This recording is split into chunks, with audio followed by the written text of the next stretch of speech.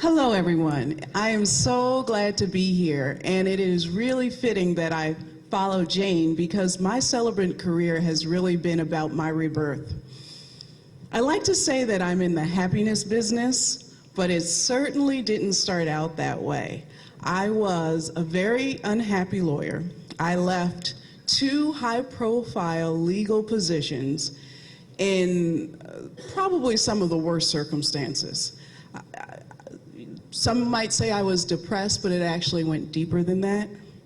I actually had thoughts of suicide. That being a lawyer just didn't work for me. And such a huge investment of time and money and energy, I didn't know what to do next. And so I was just rattling around in my parents' house, and my mother finally convinced me to start going to church. And I'd had a long and difficult battle with church, but I started going, and I really looked forward to it because it was actually my only social interaction. And I started to feel better, and I found a sense of peace there, and I joined the choir.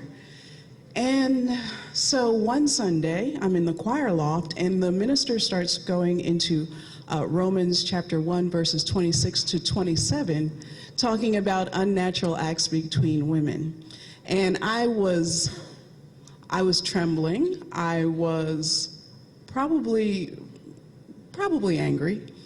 I couldn't believe that my sanctuary was being disturbed. And I was finally starting to feel better. So Jane talked about hearing a little voice. I heard a voice, and it was very, very distinct. And it said, "Courage, courage." And so I stood up in the choir loft, and I said, "But what did Jesus say? We call ourselves Christians. What did Jesus say about homosexuality?" And the minister went back to his script, didn't address me. And I stood up again, and I said, "No, I sincerely want to know. What did Jesus say?" So, of course, he had no answer for me because it was never addressed. And my mother, who was sitting in the first row, stood up and said, "Enough." And so I stood, and I was pleased with myself, and at the same time still trembling, kind of couldn't believe I'd done that. And I continued to go to church activities sporadically because I'm a proud person. But it was never the same, and I made sense of it. The story I tell myself about it, and the reason that I share it today, is because I'd come to the conclusion that if I had been willing to speak my mind during those earlier difficult job situations, things might not have ended so badly. And the other wonderful thing that happened because of my taking a stand that Sunday is I really became my own mini expert on spirituality and peace. And I wanted to be able to not address that gentleman, but to be able to find it within myself. And I also wanted to be able to share it with others. And so I got off the career track. I started temping as an attorney. We call it doc review. And that's where I met Cynthia Reed, who changed my life. She had just gotten married, and we talked about the need for people to be out there who would give people the ceremonies that they really want with a lot of professionalism and no judgment. And then a few months later, she saw an ad in her local New Jersey newspaper for people to do just that, and she brought it to work and changed my life. That's about 8 years and 400 ceremonies ago. And I always loved it. And those first years, I was just thrilled that people would ask me to do their ceremony. I wasn't thinking about money at all. And I was content to continue to temp and do ceremonies on the side. However, in 2005, I received the Modern Bride Trendsetter Award, and full-page spread, walked the red carpet. The same year I was honored, Vera Wang was honored, Wolfgang Puck. I was like, well, wait a minute. If I'm going to be in a room with them, I should be seeing some kind of success, maybe closer to them. Maybe I shouldn't be giving away 8 to 10 hours 5 or 6 days a week. So So that was a thought. And that year, you know, I did 88 ceremonies. That's more ceremonies than I ever did before. And I hope to never do 88 ceremonies again in my life in 1 year. It was really too much. And so I knew, okay, I'm doing great work. I can't do any more ceremonies because that really took away from the quality, quite frankly, that I was giving my clients. And of course, it really impacted the quality of my life. So I knew I had to do something different. So I started taking some marketing classes. I found a coach.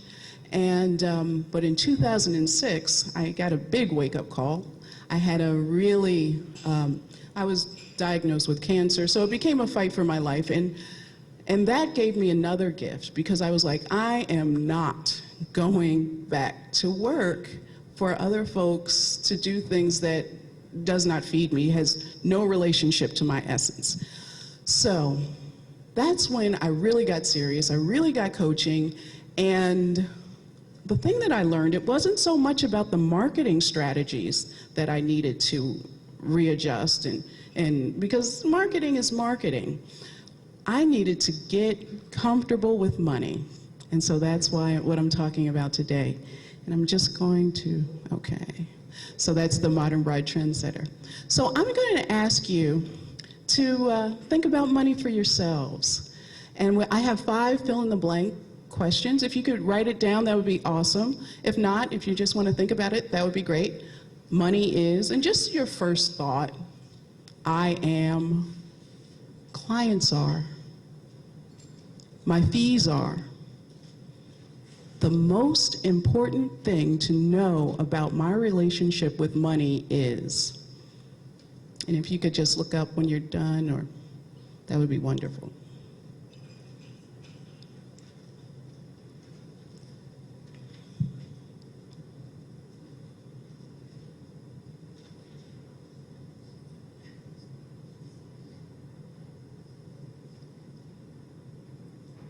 A little bag of money.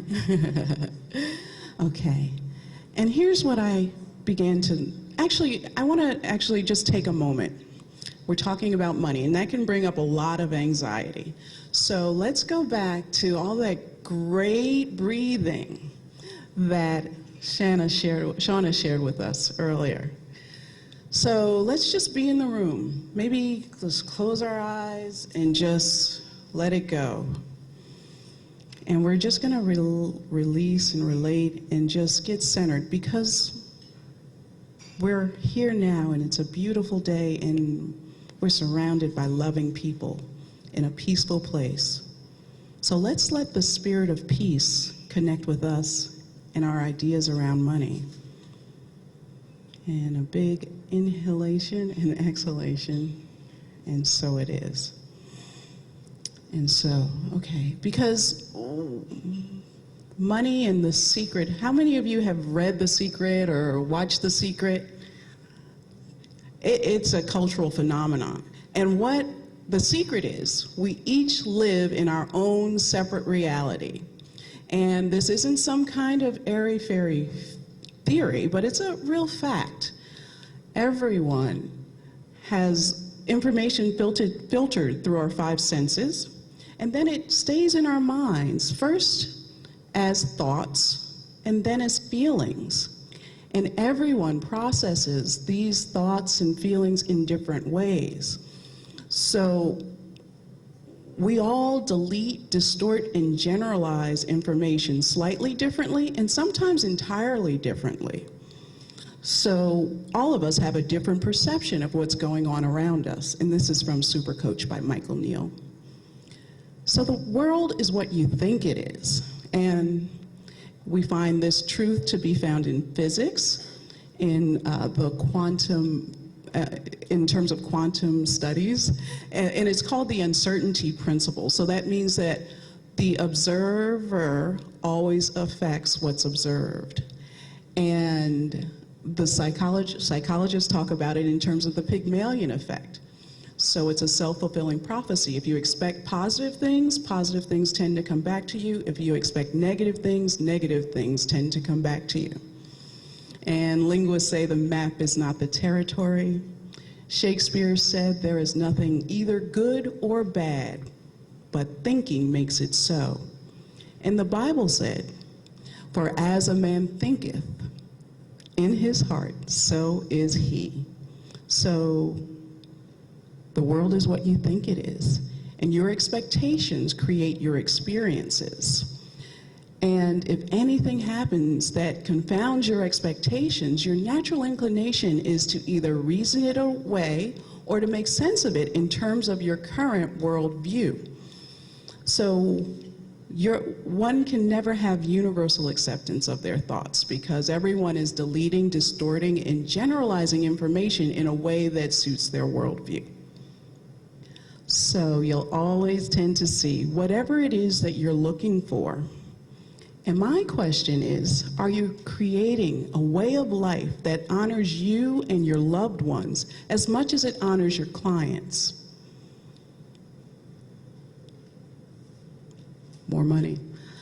Life is a process of creation, not discovery. Neil Donald Walsh.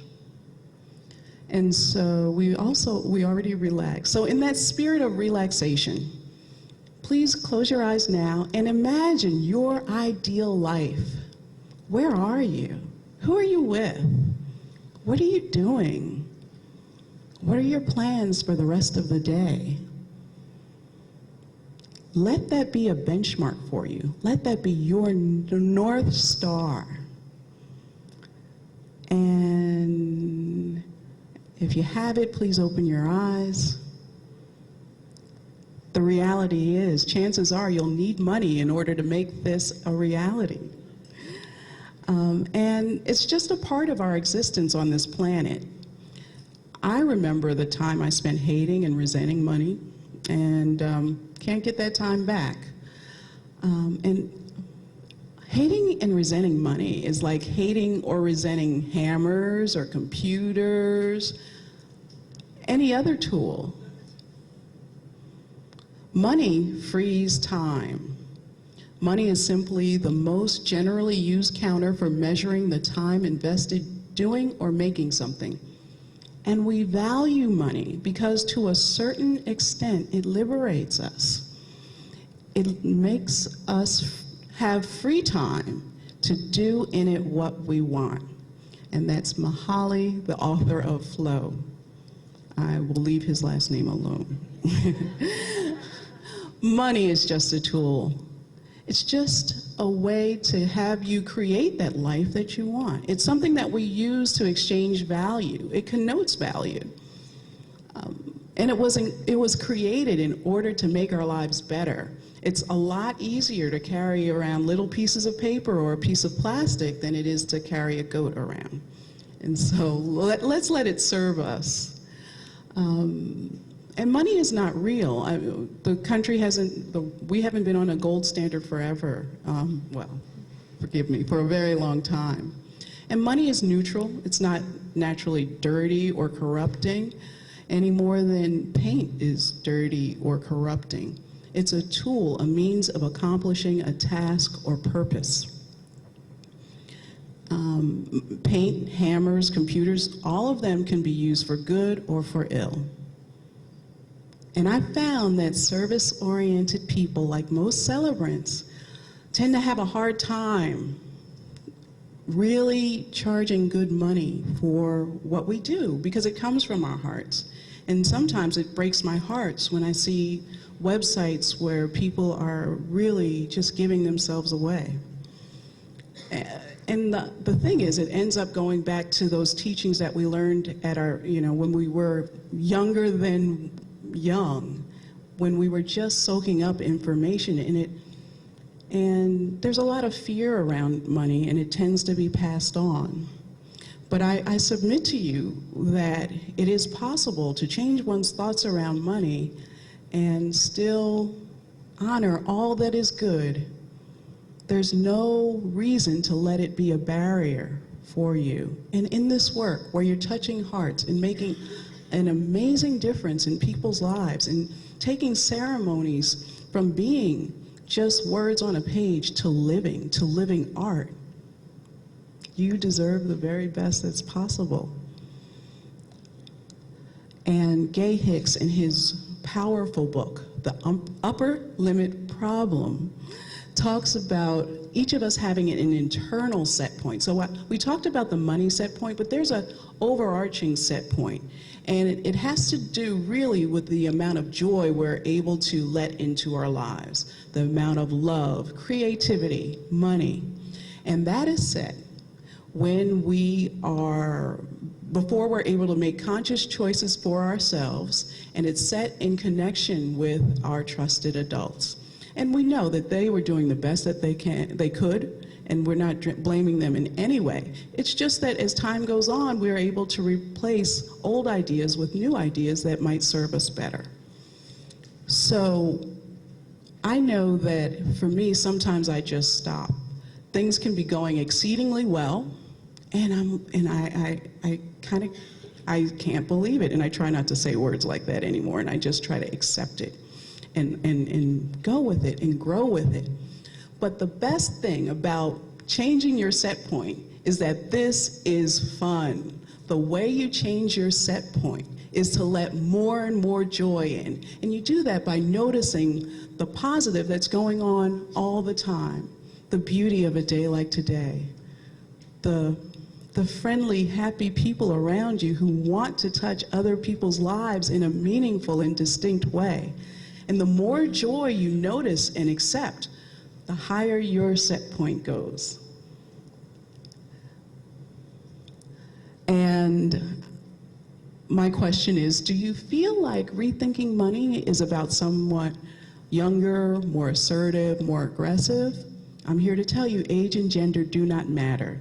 And so I have a couple of examples from outside of our circle, but powerful, powerful people. Mary Kay Ash was 55 years old when she started the Mary Kay Cosmetics empire. Jean Niddick was 40 years old when she founded Weight Watchers. Margaret Rudkin was also 40 years old and the mother of 3 when she founded Pepperidge Farms. And she founded Pepperidge Farms because she had a son who could not eat bread, and she thought that he was missing one of the great joys of life. And so she created a bread that he could actually enjoy. Maggie Kuhn was 65 years old when she founded the Gray Panthers. And Sister Marion Irvine, still living, is my hero. She was a school principal, stressed, smoking 2 packs of cigarettes a day, and she decided to take up running, and she went on to become the oldest person to qualify for the Olympic trials.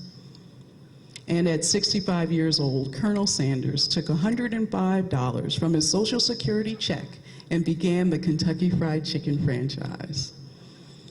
And geography doesn't matter. I like to tell people about the Barclay Pet Hotel. It is based in Cleveland, Ohio.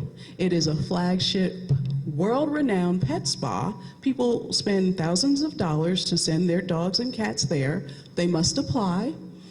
And I'm here to tell you that every pet is not accepted. I actually know of someone whose dog was not accepted. Well, he can still go, but he cannot socialize with the other dogs.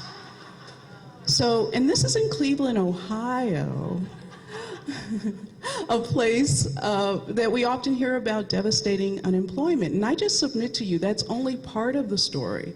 In Cleveland and in other places, there are people who are looking to have extraordinary experiences and are glad to pay for them. And for our Canadian celebrants, there's a pizza place in Canada, a family-owned business that charges 200 to 500% higher than same-size pizzas of national chains and of major chains. And so my point is people are comfortable with money. People are charging more because people are willing to pay more for extraordinary experiences. And this is true in North America and in many places all over the world. And there's nothing wrong with this.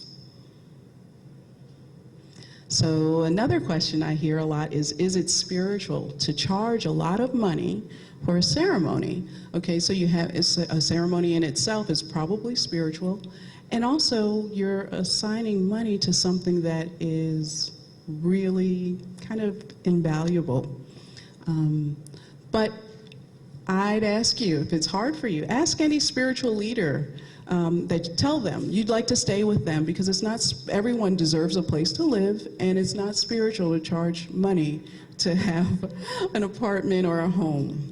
And that's not going to happen. Why? Because in that area, we're all clear that it takes money in order to have a place to live. And exchanging goods and services is just a part of our being here on this planet. It's neither spiritual nor unspiritual. It's neutral. So, where are these people who are willing to pay more money for ceremonies? Many of them might just, in fact, be sitting in front of you. Here's what I did not realize when I wasn't making the kind of money that I wanted to, when I would look at florists with resentment.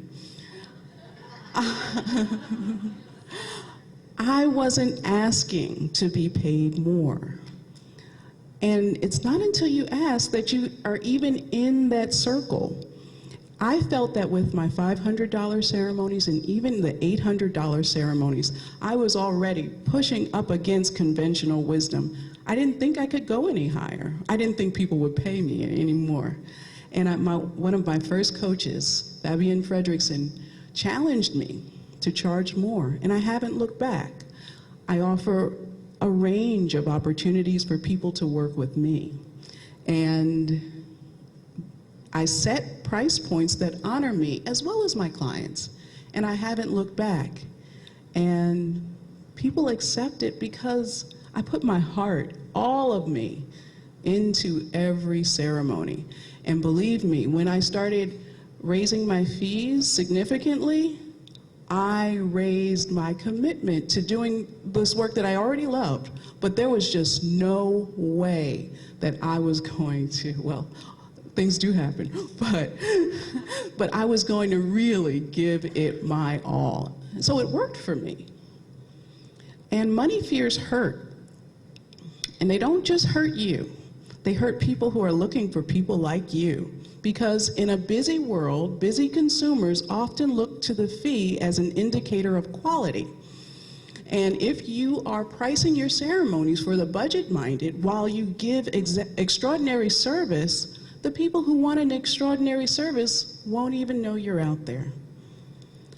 And also, by stooping to take every ceremony that comes our way, we end up losing. We lose time for ourselves, for our families, for the potential people who want, real people, who want an extraordinary ceremony experience.